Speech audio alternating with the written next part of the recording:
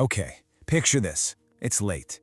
You know you should be sleeping, but instead you're scrolling, or you're watching something, or you're just being. You're trading precious sleep for a tiny little slice of me time. If this sounds familiar, you are definitely not alone. And in this explainer, we're going to break down exactly why this happens and, more importantly, how to reclaim your nights for good. I mean, does this hit home or what? The kids are finally asleep, the emails have stopped pinging, the world has just gone quiet. And right then, in that silence, this little voice in your head just stakes its claim.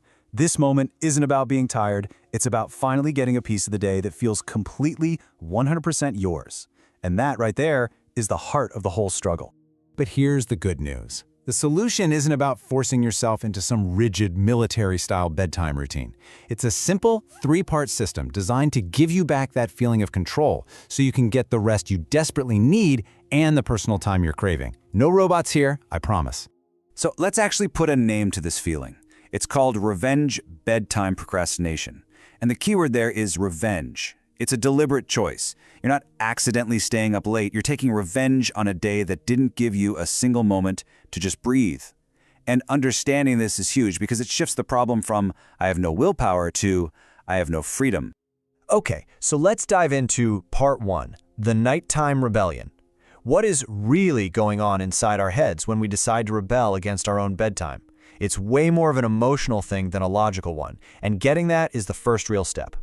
It's the classic paradox, right? Every logical part of your brain is just screaming at you, go to bed, you are going to regret this tomorrow. But you keep going. You open another video, you read one more chapter. So the real question we have to ask ourselves is, why? Why do we consciously do this to ourselves? And here's what I really want you to hear. This is not a personal failure. This is not a character flaw or some lack of discipline. It is a fundamental human need for autonomy, just bubbling up to the surface. It's your quiet, late-night fight for a moment of peace, a moment of choice in a day that probably felt like it was full of obligations. So, we've established that we're rebelling. But now, let's get into part 2, which is all about the real reason we do it. What are the deep, unmet needs that are driving this nightly protest? This right here, this is the big aha moment for so many people. You don't hate sleep. Of course you don't. You're exhausted. What you actually hate is that feeling that your entire day, from the second you woke up, was for somebody else. Your boss, your kids, your clients. The night becomes the only time you get to claw some of that control back. And it really all boils down to these 3 things. First, that desperate need for control we just talked about. Second, there's the need to decompress, to mentally switch gears from work mode or parent mode to just you mode. And third, there's that powerful craving for delayed joy, that little hit of dopamine from watching a show or playing a game that you just didn't get all day long. All right, this all brings us to the solution, because knowing the why is great, but what we really need is a practical how. So let's talk about part 3, the night reclaim system. It's designed to tackle those 3 core drivers head-on so you're not trying to solve them at 1 in the morning. And it's a really simple 3-step process. First, we're going to find what I call tiny freedom, earlier in the day. Second, we're going to create a simple night shutdown ritual. And third, we're going to set a very clear phone boundary. Let's break each one down.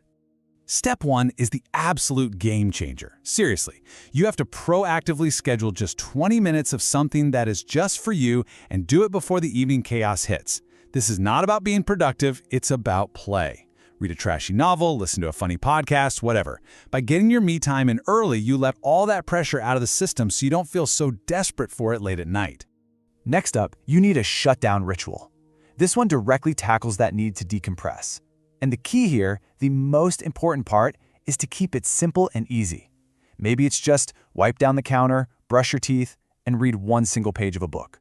The consistency is what matters. It's like a clear signal to your brain that says, okay, we're done. The day's officially over. You can rest now. And finally, step 3. This one's all about creating a physical boundary. Your bed is for sleeping, period, not for scrolling. And the easiest way to enforce this? Just move your phone charger across the room. If your phone isn't within arm's reach when you're lying in bed, you've just removed the biggest temptation there is. It's a simple change to your environment that makes the right choice the easy choice. And listen, please don't feel like you have to do all 3 of these things at once. Just look at this example. This person started with just one piece, that tiny freedom step. Before, their days were totally overwhelming, which led to that late-night doom scroll we all know. They made one tiny change, 20 minutes of reading right after work. The result? That pressure at night just dissolved. They slept better, and mornings got way easier. Control was reclaimed, all from one small, consistent change. Look, if you happen to be watching this at, say, 1:30 in the morning, first of all, I get it. No judgment here. Maybe just bookmark this and subscribe tomorrow. But also, you should probably do future you a massive favor and just subscribe right now. Future you will be much happier and probably a whole lot less tired. All right, let's turn all this knowledge into actual action. I want to leave you with a simple but really powerful challenge to get you started on reclaiming your nights like tonight. Here it is. For the next 7 days, I want you to focus on just step 1. That's it. Find and schedule 20 minutes of guilt-free personal time and just make sure it happens before 8 p.m. Don't even worry about the other steps yet. Just prove to yourself that you can carve out that tiny slice of freedom and then just see how it changes the way you feel at night. And hey, for those of you who've been following our whole 5-part series on building better systems, you can probably see how this final piece on sleep just slots perfectly into that bigger picture of living a more intentional life. It's all connected. You know, at the end of the day, your life runs on systems, whether you design them on purpose or not.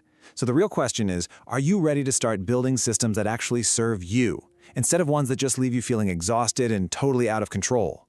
If the answer is yes, then you're going to want to make sure you're subscribed. Our very next series is diving deep into building identity systems and confidence systems, which is basically the core architecture for how you see yourself and how you show up in the world. Trust me, you won't want to miss it.